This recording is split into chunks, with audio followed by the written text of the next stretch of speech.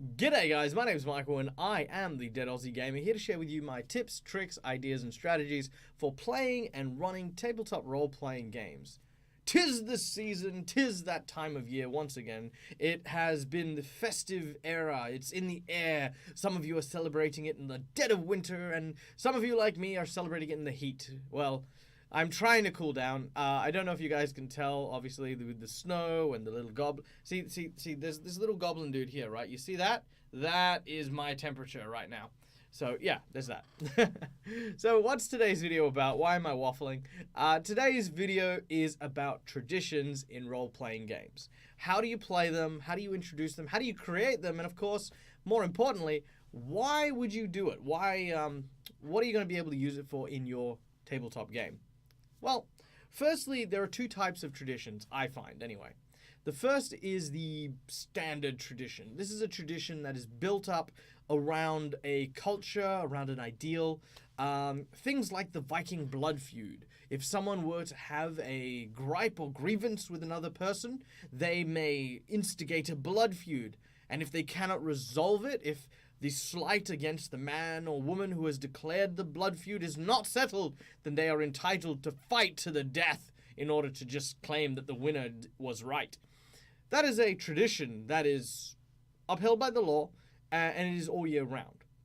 The second type is the festive tradition. Now, these ones are awesome. These ones are the ones that happen at a particular time of year. It is the celebration of an event, a period of time, which mixes together a bit of fun, frivolity, and festivities with some more of the history and lore and storytelling elements of, well, pretty much what a bard does. I mean, this is exactly what a bard is, right? Now, I made a video the other day about bards, so if you haven't checked that out, go check that one out too.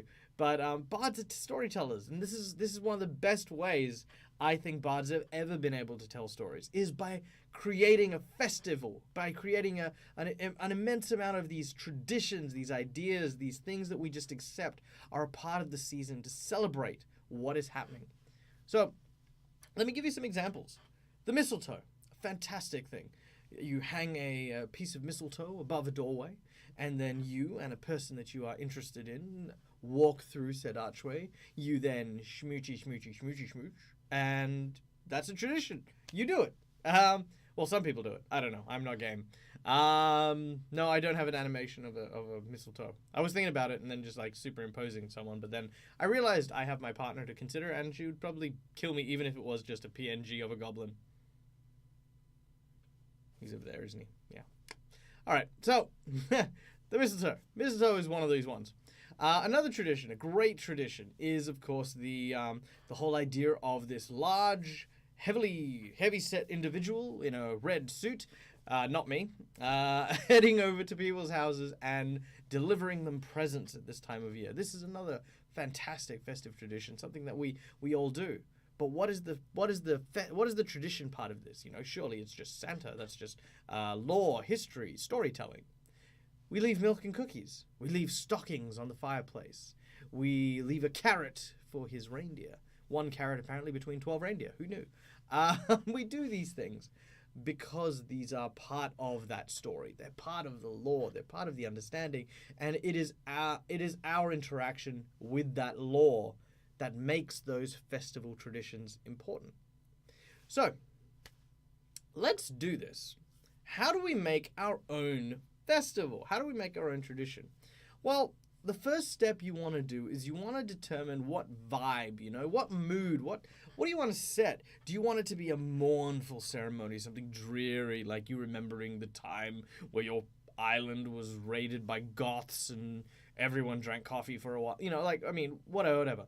Do you want to do a miserable festival? Do you want to do a happy festival? Something like it's the spring, it's new life, it's birth, it's excitement, it's a feverish excitement in the air.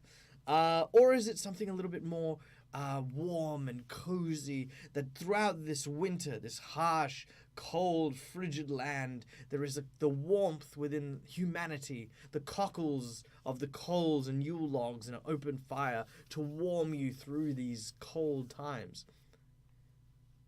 Why do you want to have your tradition? Why do you want to have your festivities? Right? Let's build one. I love cats. I do. I love cats. I'm allergic to cats. Deathly allergic to cats. I have 3 cats. I'm don't know why. No, I'm a big sucker for animals, but that's another story. Anyway, we're going to do Catsmas, which is going to be a cat spin-off of Christmas. So, step 1. Why do we celebrate this? Why has your tradition, why has your festival, why has your season been made? Well, I think cats are really cute and lovely, and I want to have a festival of appreciating cats. Very well. How do we get everyone to appreciate cats? Well, let's come up with a story. Here's the story that I've come up with. You have a town on the edge of a forest, not too dissimilar to the one behind me.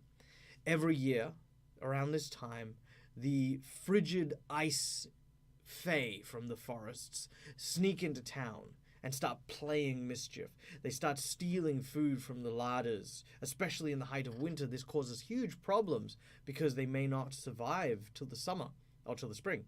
The fae also lure people out into the forest, seducing them and leaving them for dead on the mountains nearby. These problems, however, came to a grinding halt when a traveler carrying cats arrived, handing out cats to the whole townsfolk. It was soon found that a cat was in every home, and that was the last that the fae were ever seen in the area. Now, this festival is a great thing to celebrate. This was the time where cats were introduced to our town, and the plague of the fae had stopped forever. Oh, this is a celebratory day. Yes, Catsmas. That is what we're going to do. Once you have a good reason, a good rationale, and a good theme, right? You then want to look at what are those little things that your people do to celebrate. I usually go with 3 things. No matter what it is, just find 3 things. 3 is my magic number, and I mean, if you've watched many of my videos, you know it is definitely my magic number. So for Catsmas, let's go with 3 traditions. Number 1 is that the cats are given a saucer of milk with a dollop of honey in it. That is a special treat that they get once a year. Normally, I mean, saucers of milk and cream are fine, but the honey element of it is part of the festivities. Because honey, obviously, being more of a sort of summer, spring type thing, it's not seen in winter, and so only the cats get to eat honey during that period of time. Maybe that could be part of it. The second tradition might be that any kittens or any new litters that are in a home that already possess cats are then given to homes without cats. This way, it perpetuates the idea that every household has a cat. So yeah, I mean, you could have, like say I've got 6 cats, and it comes around to the time when we find out that the neighbor doesn't have a cat. It would be very much in the Catsmas spirit for me to then gift one of my youngest cats to this person. You wouldn't give an old cat because that's a sign of disrespect. It's I don't care enough about you. This is an old cat. It is sick. It is dying. It won't be with you for long. And it also means that you haven't made that connection with the cat. Because if a cat's old and it's been with you for ages, you shouldn't give it away. By the way, that is a great point for this holiday. If you do buy an animal or get an animal, take care of it, love it, take it home. It's a family member. Don't give pets you get gifted away. This festival is an exception because you are gifting. The whole purpose is gifting pets, and you don't give them away. All right, except when you get what I'm saying. Don't argue with me, okay? I'm making this up on the fly.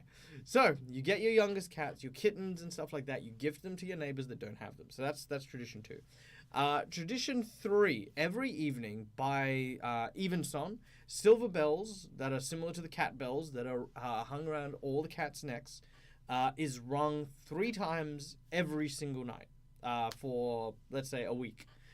This is to symbolize that the cats in the town are healthy, well, and happy.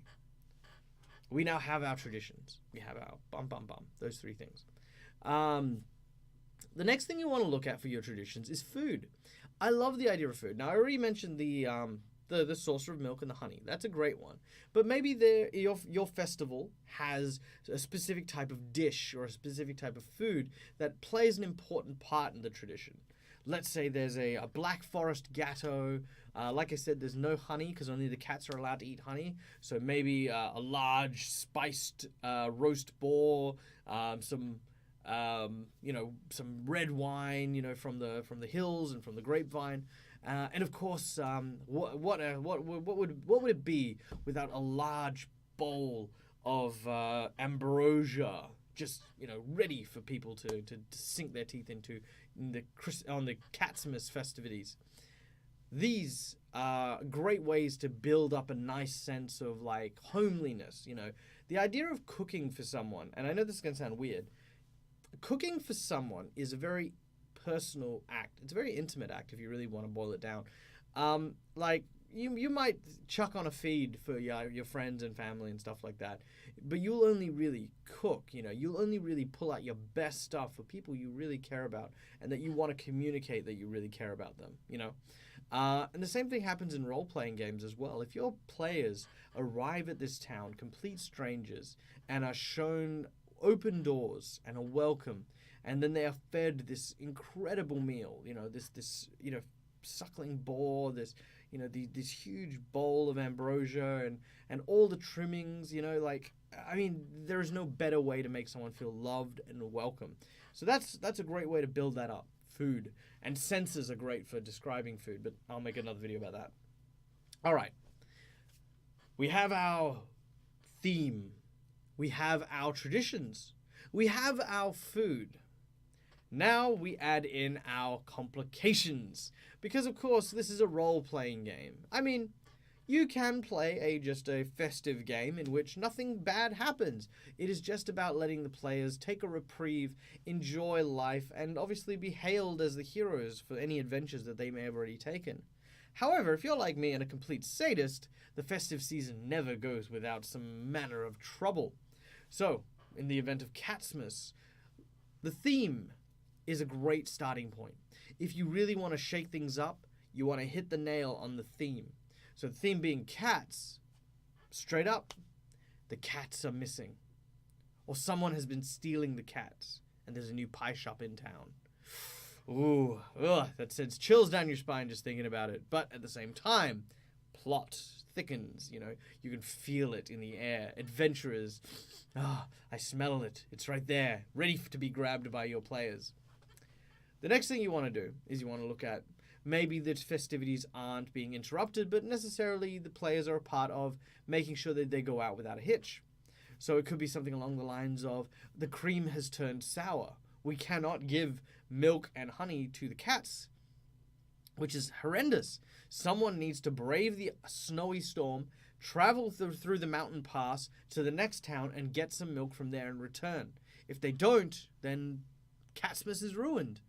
Suddenly your players are on another epic quest. They have to face off against the frigid cold of the north and the creatures that have awakened, such as the winter wolves and the wargs and other spooky creatures. Maybe even some angry fae looking for some payback on the cats who threw them out of town. All of these things can shape your players' adventures. The third, and probably my favorite, is the promise of food being unfulfilled. If you're like me and you love food the way I do, there's nothing in the world worse than being denied food. So if the players get told about this illustrious feast, this banquet, this one that feeds the rich and poor in town alike, it is a huge spread. It is something that everyone looks forward to, works hard all year round in order to attend this one meal, and suddenly you find out the wild boar's been burnt. Someone needs to venture into the forest and find another one.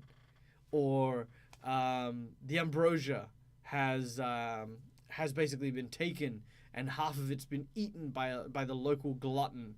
The PCs need to make some more because everyone else is far too busy with the other preparations. All of these things are great ways to hook your players into the idea of not only learning about the traditions of your role-playing setting, but also allow them to have a personal investment. Once they're invested, you can then use the same tradition every year, either in real life or in game. Anytime you get to that point, it's like that time of year again. Oh, okay, this is happening, that is happening. Oh, I remember this. Do you remember last year's festival when the wild boar was still alive when they were trying to cook it and it attacked the chef? Oh, that was insane. And you've suddenly created your own traditions for your role playing games. The last thing I'm going to leave you guys with, because I'm very excited about the whole idea of traditions and stuff like that, is symbology. Right? Symbology is something that I find so useful when communicating traditions. If you want your tradition to really stick, have a symbol, have something that represents it and identifies the festivities, right? For Catsmas, it would be a cat's bell and maybe a leaf of catnip, or whatever it's called, the cat's paw little reed thing. For those of you who don't know, I Google it. I'm sure you'll find it. Those are the symbols of Catsmas. And when that comes up, when it becomes a feature of it, like you see the laurel wreaths, instead of the laurel, it's got the catnip. Instead of the baubles on the trees, you've got these silver bells that hang there. For those of you who do know your lore, silver bells are also good at keeping Fae away, and a whole bunch of other things. These symbols help round it all out and give that association for your players in the future as well. All right, guys. Well, thank you so much for joining us. I hope you guys enjoyed it. And, of course, from the Dead Aussie Gamer, season's beatings to you. May all your dice roll, well, interestingly at least. Of course, if you like this video, hit that like button, hit that subscribe button. Come check us out on Facebook at facebook.com/DeadAussieGamer, or come and see us on Discord and chat with me. Throw out your own suggestions for videos, and I'll see what I can make. And of course, if you want to help us out and you feel like you're in the seasons of giving, then head on over to our Patreon channel, www.patreon.com/DeadAussieGamer, and for as little as $1 a month, you can keep me out of the cold or hot, depending on the season. I live in Australia. We go way, way, way between the spectrums. For as little as $1 a month, you can really help a whole bunch of things that we're doing. We are still going to be doing stuff throughout next week, so stay tuned as we go through a whole bunch of different things, a whole bunch of things in the pipelines, which you guys will get to enjoy and love. From me, from the deepest parts of my heart, thank you so much for another absolutely amazing year. It has been an incredible journey with you guys, making the YouTube channel and all that. And I really wish you and yours the safest, the happiest, and most prosperous of holidays, no matter what you celebrate or how you do so. Until next time, guys, as always, game hard. Just game hard. You don't have to die trying this time of year. Just this time of year, just stay alive, stay with your family, stay safe, stay happy, and till next time.